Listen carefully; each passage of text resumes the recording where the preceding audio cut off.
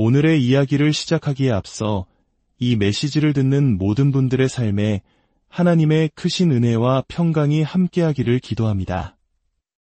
이 귀한 말씀을 주변에 사랑하는 이들과 나누고 공유하는 것 또한 큰 은혜의 통로가 될 것입니다.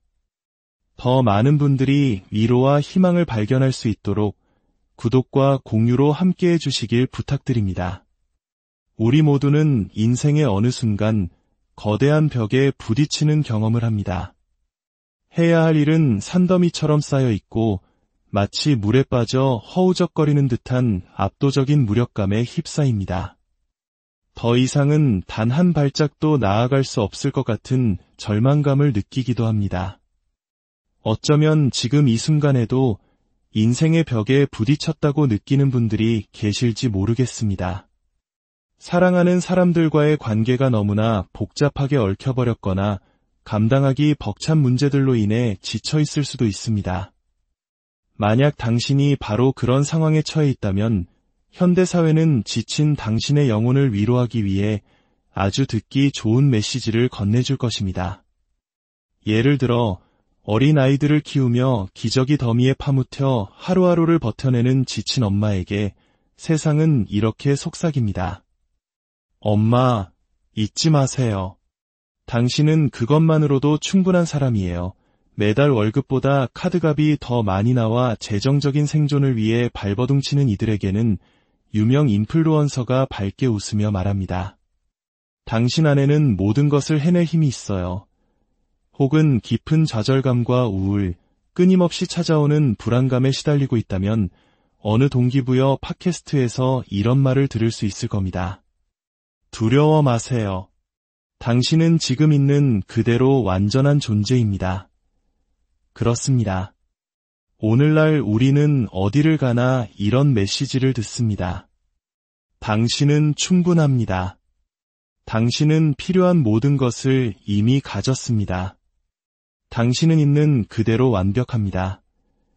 세상은 끊임없이 우리 자신을 믿으라고 당신이 바로 당신 삶의 주인이라고 말합니다. 당신의 가치는 당신 스스로 정하는 것이며 당신의 인생 이야기는 당신이 직접 쓰는 것이라고 부추깁니다. 이 말들은 참으로 달콤하게 들립니다. 그래서 우리는 그 말을 믿고 싶어 합니다. 내가 충분히 똑똑하고 충분히 재능 있으며 충분히 선하고 충분히 강한 존재라고 믿고 싶어 합니다. 그런데 우리는 여전히 스스로가 부족하다고 느끼는 걸까요? 그 이유는 아주 간단합니다. 우리가 정말로 충분하지 않기 때문입니다. 조금 더 신학적으로 정확하게 말씀드리자면 그리스도 없이는 우리는 결코 충분한 존재가 될 수 없습니다.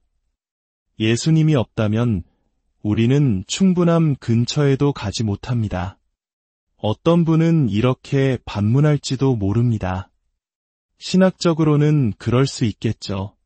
하지만 나 자신에게 용기를 주기 위해 나는 할 수 있다. 나는 이대로 괜찮다고 믿는 게 그렇게 큰 문제인가요? 물론 당신은 충분하다는 세상의 거짓말은 그럴듯하게 들리고 심지어 진실처럼 느껴지기까지 합니다. 하지만 그것은 진리가 아닙니다. 오히려 저는 그것이 매우 위험한 거짓 복음이라고 말씀드리고 싶습니다. 바로 당신 자신을 구원자로 내세우는 거짓 복음 말입니다. 사도 바울은 골로새서 2장에서 우리에게 이렇게 경고합니다. 누가 철학과 헛된 속임수로 너희를 사로잡을까 주의하라. 이것은 사람의 전통과 세상의 초등학문을 따름이요 그리스도를 따름이 아니니라. 인간의 생각에서 비롯된 헛된 철학, 세상의 권세와 지옥의 구덩이에서 나온 그럴듯한 거짓말에 사로잡히지 말라는 것입니다. 말씀은 이어서 선포합니다. 그 안에는 신성의 모든 충만이 육체로 거하시고 너희도 그 안에서 충만하여졌으니 그는 모든 통치자와 권세의 머리시라. 우리는 스스로의 힘이나 능력으로 온전해지는 것이 아닙니다. 오직 그리스도와의 연합을 통해서만 온전해질 수 있습니다. 스스로의 힘으로는 우리는 결코 충분하지 않습니다. 스스로의 힘으로는 우리는 결코 완전하지 않습니다.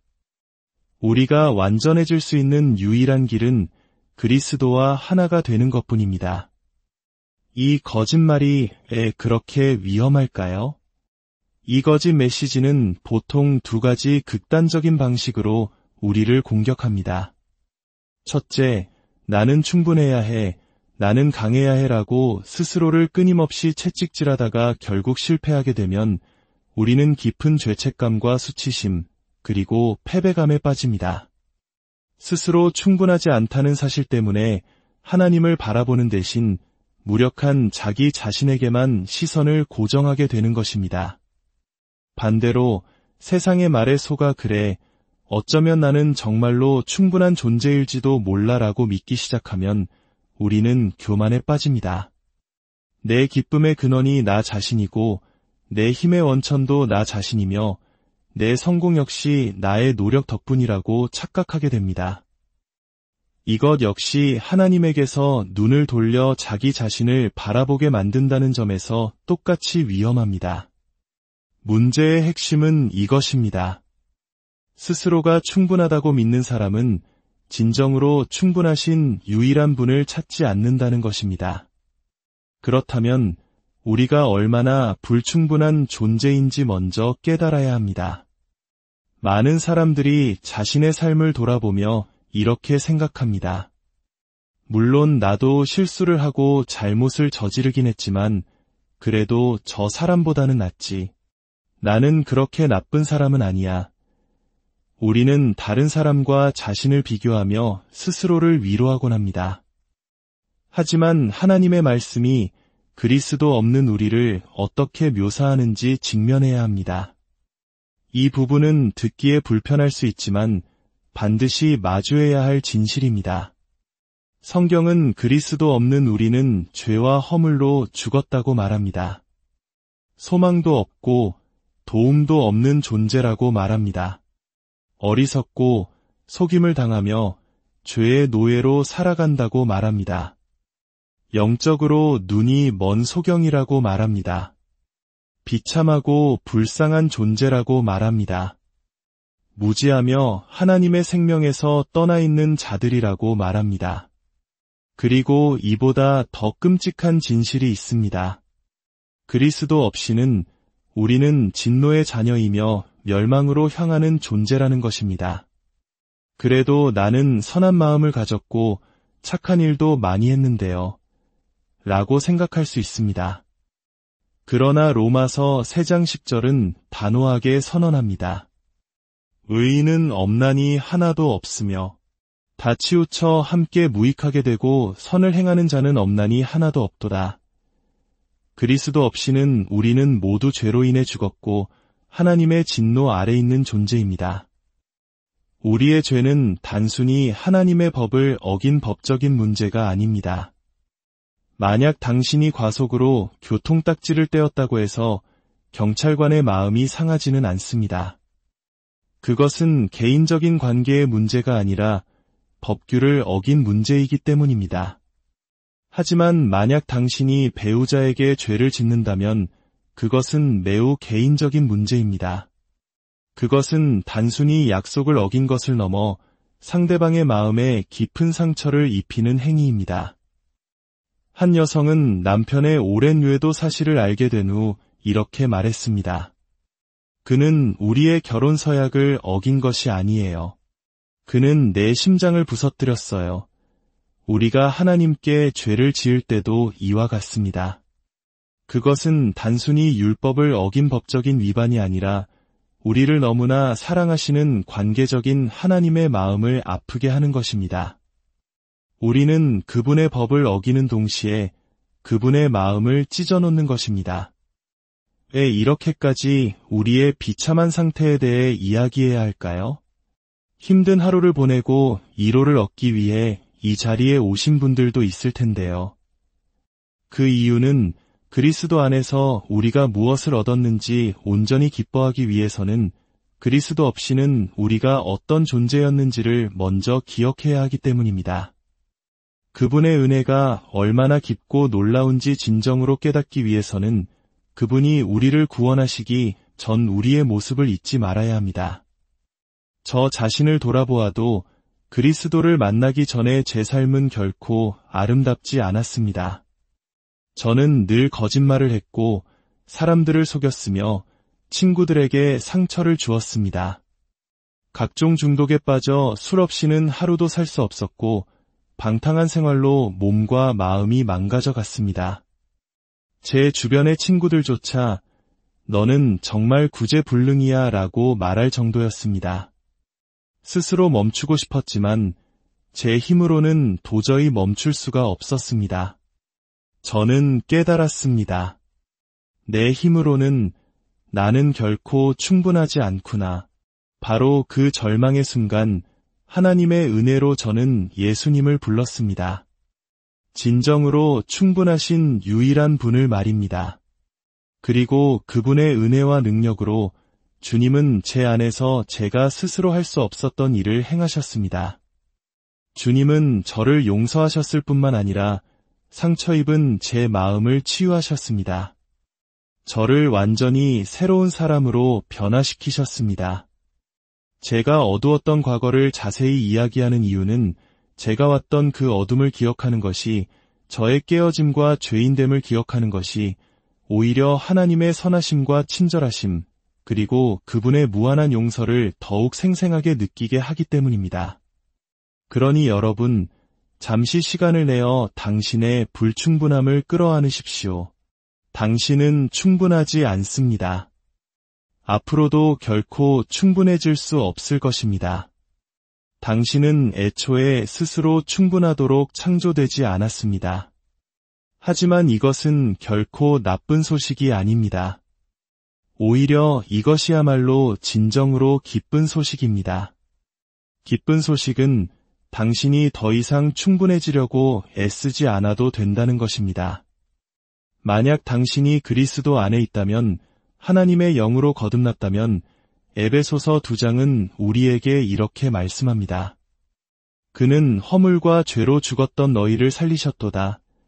그때에 너희는 그 가운데서 행하여 이 세상 풍조를 따르고 공중의 권세 잡은 자를 따랐으니 전에는 우리도 다 그 가운데서 우리 육체의 욕심을 따라 지내며 육체와 마음에 원하는 것을 하여 다른 이들과 같이 본질상 진노의 자녀이었더니 여기까지가 우리의 절망적인 상태입니다. 그러나 성경에서 가장 위대한 두 단어가 이어집니다. 그러나 하나님이 우리는 죄 가운데 죽어 길을 잃었지만 긍휼이 풍성하신 하나님이 우리를 사랑하신 그 큰 사랑을 인하여 허물로 죽은 우리를 그리스도와 함께 살리셨고 오직 하나님의 은혜로 우리는 구원을 받았습니다. 우리의 노력이나 종교적인 열심 혹은 우리의 의로움 때문이 결코 아닙니다. 오직 은혜입니다. 많은 사람들이 구원을 이렇게 오해합니다.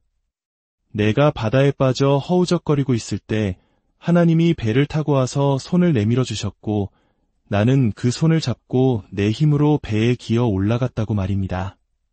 하나님이 절반, 내가 절반의 역할을 했다고 생각합니다. 하지만 진실은 다릅니다. 우리는 물속에서 이미 죽어 있었습니다. 물 위에 얼굴을 받고 떠 있는 숨이 멎은 시신이었습니다. 그때 하나님께서 오셔서 우리를 건져 올리시고 죽어있는 우리를 배 안으로 끌어올리신 후 우리에게 다시 생명을 불어넣어 주신 것입니다. 즉, 하나님께서 모든 것을 하셨습니다. 우리는 아무것도 한 것이 없습니다. 오늘 혹시 인생의 거대한 벽 앞에서 좌절하고 계십니까? 더 이상 감당할 수 없는 문제들, 불안과 우울, 두려움에 짓눌려 있습니까? 어쩌면 당신은 영적으로 죽은 상태로 이 자리에 왔을지도 모릅니다. 당신 안에 그리스도가 없기 때문에 문제를 이겨낼 믿음조차 없는 상태일 수 있습니다. 그러나 긍휼이 풍성하시고 당신을 너무나 사랑하시는 하나님께서 우연이 아니라 그분의 계획 안에서 당신을 이곳으로 이끄셨습니다. 죽은 것을 다시 살리시는 생명의 말씀, 진리의 말씀, 믿음과 소망의 말씀을 들려주시기 위해서입니다. 당신은 충분하지 않습니다. 하지만 그리스도 안에 있을 때, 그분이 당신에게 필요한 모든 것의 근원이 되실 때, 우리는 세상이 줄 수 없는 다른 종류의 담대함을 갖게 됩니다. 고린도후서 3장 4절은 말합니다. 우리가 그리스도로 말미암아 하나님을 향하여 이 같은 확신이 있으니 우리가 무슨 일이든지 우리에게서 난 것 같이 스스로 만족할 것이 아니니 우리의 만족은 오직 하나님으로부터 나느니라. 우리의 능력, 우리의 충분함은 오직 하나님께로부터 옵니다. 그분만이 우리에게 필요한 모든 것입니다. 지금 너무나 벅찬 짐을 지고 가는 분들에게 직접 말씀드리고 싶습니다. 더 이상 얼마나 버틸 수 있을지 모르겠다고 느끼는 분들, 괜찮은 척, 모든 것을 잘 해내고 있는 척하는 것에 지친 분들에게 권면합니다. 당신의 불충분함을 인정하고 받아들이십시오. 당신은 예수님이 필요한 존재로 만들어졌습니다. 그리고 기쁜 소식은 이것입니다. 당신이 무력할 때 예수님은 당신의 돕는 자가 되십니다. 당신이 약할 때 예수님은 당신의 힘이 되십니다. 당신이 우울할 때 예수님은 당신의 소망이 되십니다.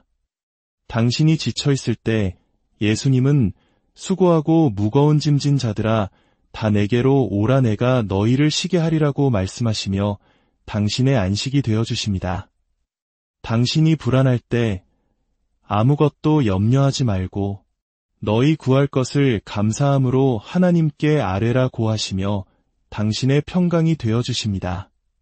당신이 재정적으로 어려울 때 예수님은 그분의 풍성함을 따라 모든 쓸 것을 채우시는 공급자가 되십니다. 당신이 상처받았을 때 예수님은 당신의 위로자가 되십니다. 당신이 죄의 속박에 묶여 있을 때 예수님은 당신을 자유케 하시는 구원자가 되십니다. 이것이 당신을 향한 하나님의 사랑입니다. 하나님은 당신이 혼자 모든 것을 감당하도록 내버려 두지 않으십니다. 그분은 당신이 그분을 필요로 하도록 창조하셨고 당신을 온전하게 하시며 결코 당신을 떠나거나 버리지 않으십니다. 그렇다면 우리는 이제 어떻게 해야 할까요? 오늘 이 말씀을 삶에 어떻게 적용해야 할까요? 스스로에게 그리고 믿음의 공동체 안에서 이 질문을 던져보십시오. 나는 내 삶의 어떤 영역에서 하나님 대신 나 자신을 의지하고 있는가? 당신의 미래를 스스로 계획하고 통제하려 애쓰고 있습니까?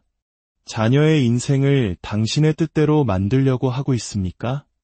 혹은 재정 문제, 건강 문제, 관계의 문제를 당신의 힘으로 해결하려고 발버둥 치고 있습니까?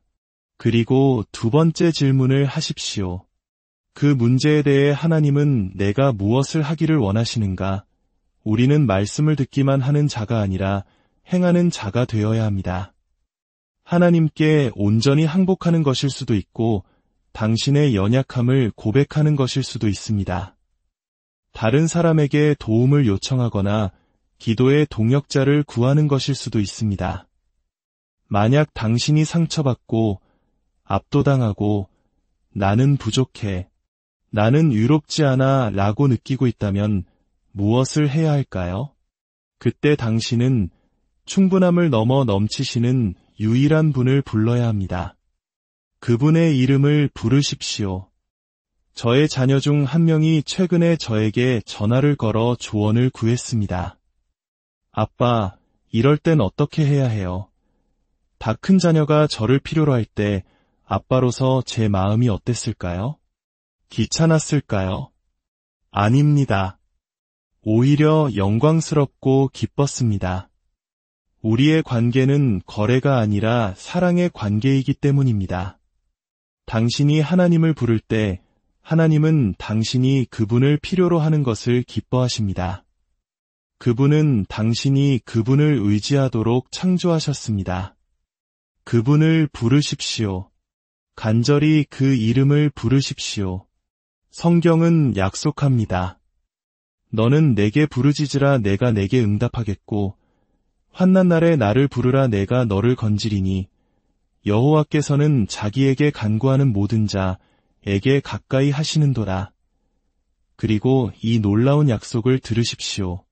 당신이 어떤 삶을 살았든 얼마나 어두운 곳에 있었든 상관없습니다.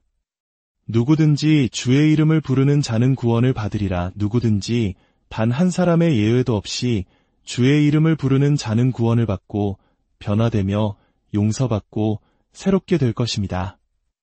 옛사람은 지나가고 보라, 새로운 피조물이 될 것입니다. 이것이야말로 진정한 기쁜 소식입니다. 당신은 충분하지 않아도 괜찮습니다. 당신은 원래부터 충분하도록 만들어지지 않았습니다. 대신 당신은 충분하신 유일한 분께 의지하면 됩니다. 그분의 능력은 당신의 약함 속에서 온전해집니다. 하나님의 능력은 당신의 스트레스보다 큽니다. 하나님의 능력은 당신의 두려움보다 큽니다. 하나님의 능력은 당신의 불안보다 큽니다. 하나님의 능력은 당신의 가장 큰 실수보다 큽니다. 하나님의 능력은 당신을 무너뜨렸던 배신과 이혼의 상처보다 큽니다.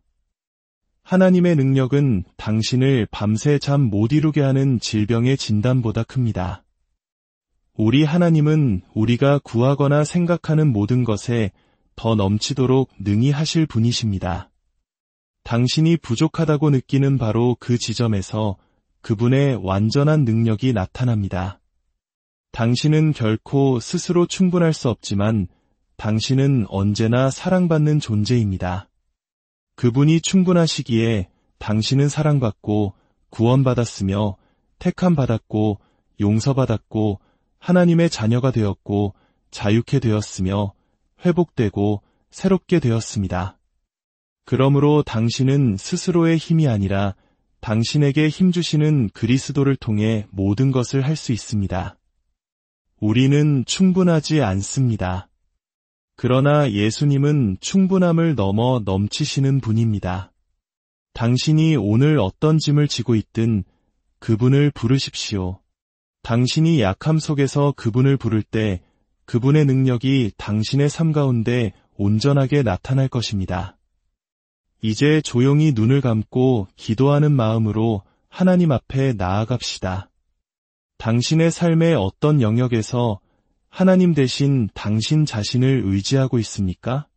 그리고 그 문제에 대해 하나님은 당신이 무엇을 하기를 원하고 계십니까? 하나님 아버지, 우리에게는 주님이 필요합니다. 우리의 발걸음을 인도하여 주시고 우리의 믿음을 강하게 하여 주셔서 오직 주님만을 신뢰하게 하옵소서. 지금 마음에 무거운 짐을 가지고 주님 앞에 나온 모든 이들을 위해 기도합니다. 주님의 은혜가 그들에게 꼭 필요한 모습으로 임하게 하옵소서. 그들의 믿음을 세우시고 주님의 사랑과 임재와 능력을 보여주소서. 그들의 위로와 힘과 소망이 되어 주옵소서. 모든 필요를 채워주시는 분이 오직 주님이심을 고백합니다. 혹시 오늘 영적으로 죽은 상태로 이 자리에 오신 분이 계십니까? 과거의 저처럼 스스로는 하나님 앞에 결코 바로 설 수 없다는 것을 깨달은 분이 계십니까? 복음, 즉 기쁜 소식은 바로 이것입니다. 하나님이 당신을 너무나 사랑하셔서 그의 유일한 아들 예수님을 이 땅에 보내셨습니다. 예수님께서 당신의 죄를 대신하여 십자가에서 죽으심으로 당신의 모든 죄가 용서받을 수 있는 길이 열렸습니다. 긍휼이 풍성하신 하나님께서 죽었던 우리를 그리스도와 함께 살리셨습니다. 이것은 전적인 은혜입니다. 이제 당신의 옛 삶에서 돌이켜 주님께로 나아가십시오. 당신이 주의 이름을 부를 때 그분은 당신의 기도를 들으시고 당신을 구원하시며 모든 죄를 용서하실 것입니다. 지금 이 순간, 주님, 저는 영적으로 죽어 있습니다. 주님의 용서가 필요합니다. 제 삶을 주님께 드립니다. 라고 고백하기 원하시는 분들은 마음으로 주님께 손을 내미십시오. 주님께서 당신의 죽은 영을 살리시고 당신을 그분의 자녀로 삼아 주실 것입니다. 다 함께 기도하겠습니다. 하늘에 계신 아버지, 제 자신을 내려놓고 주님을 신뢰합니다. 예수님, 저를 구원하여 주시고 제 죽은 영을 살려주소서. 저의 모든 죄를 용서하여 주시고 주님의 영으로 저를 채워주소서. 이제 제 삶은 제 것이 아니라 주님의 것입니다. 제 삶의 모든 연약한 부분까지도 온전히 주님께 맡깁니다. 새 생명을 주심에 감사합니다. 저의 모든 것을 받아주소서. 예수님의